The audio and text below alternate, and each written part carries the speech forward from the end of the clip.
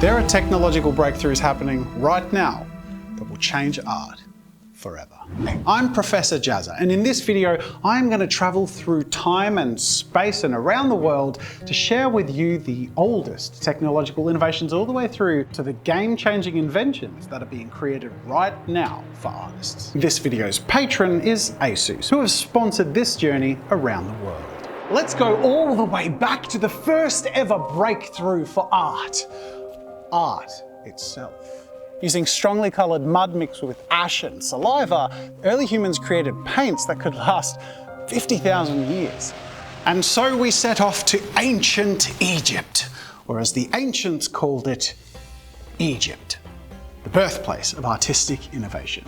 They were the first civilization to sculpt massive statues. They invented egg tempera and gum arabic, both of which would allow creations to last through thousands of years.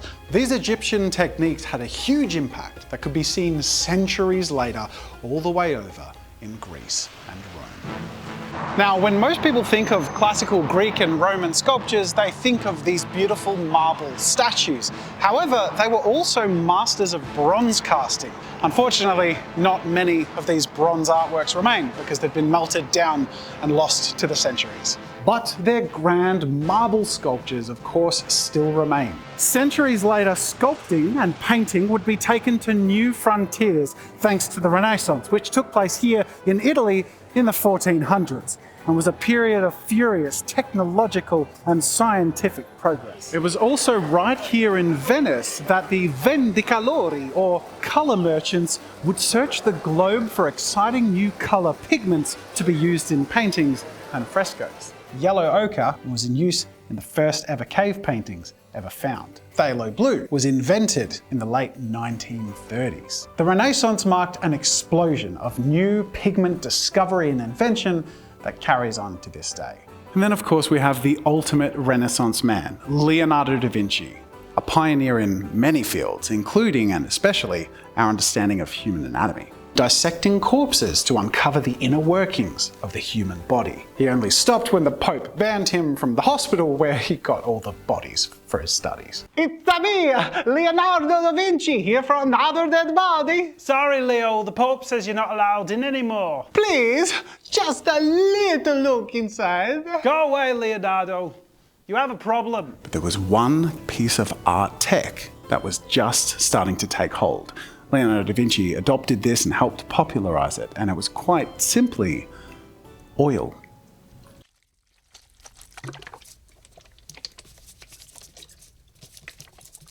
The slow-drying medium allowed artists to keep reworking and blending and refining the same artwork for days, weeks, or even months.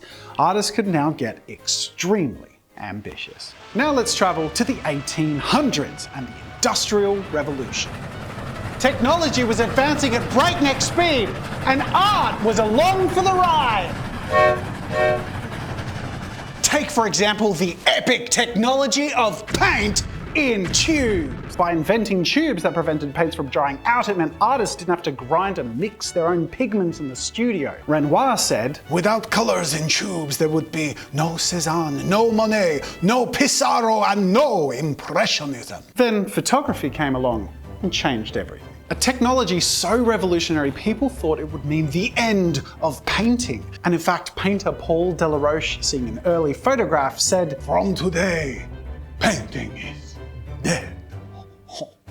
But it was hardly the end of painting. In fact, photography became its own art form, and it encouraged new forms of painting that can break away from realism. And then of course we arrive to the 20th century.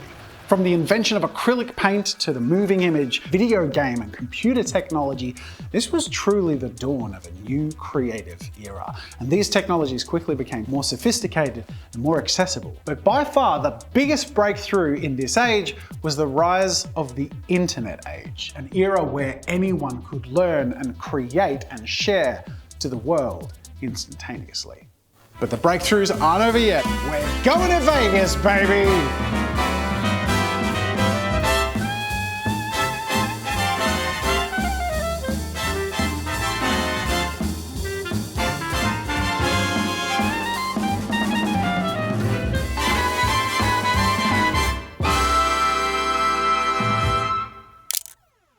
We've gone on an exciting journey from prehistory all the way to today, and to CES, the world's largest convention for innovation and technology.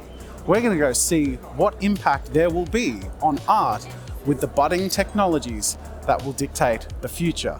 Virtual reality and augmented reality are poised to revolutionize the way we interact with art. Digital tablets are now commonplace and more affordable than ever, and 3D printing allows sculptors and inventors to turn their digital creations into reality with a press of a button. Photogrammetry apps can digitally recreate objects and spaces in 3D from a handful of photographs. And last but not least, we have Asus, who have brought me here and sponsored this video and are debuting their brand new ProArt StudioBook 16 3D OLED, a revolution of technology and art. From its raw power, featuring a next-gen Intel Core i9 processor and its GeForce RTX 4070 graphics, this beast of a machine will handle everything you throw at it, with features like the Asus dial to speed up your workflows, or their world's first haptic touchpad with stylus support. All of these quality of life features superpower the creation and sharing, but it's the eye-tracking 3D technology that completely changes the game. Specifically, Asus Spatial Vision, which creates indescribable 3D experiences by tracking your eyes and replicating 3D space without you needing to wear glasses or do anything interfering between you and the art you're experiencing. You have to check it out for yourself in person if you can, but at the very least with a link in the description to learn more about their lenticular lens technology and this incredible 3D OLED display that they've made.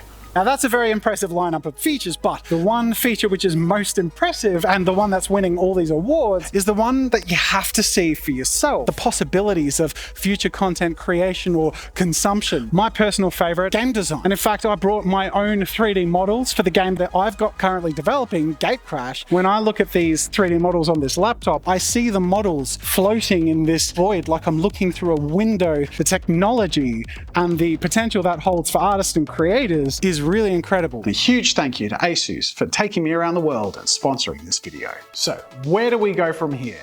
And what does the future hold for artists? So let's make a few guesses as to what comes next. VR and AR will become a mainstay of day-to-day artistic expression, production, and consumption. 3D printing and in-home manufacturing will become the norm, with new, revolutionary, and environmentally conscious materials and methods.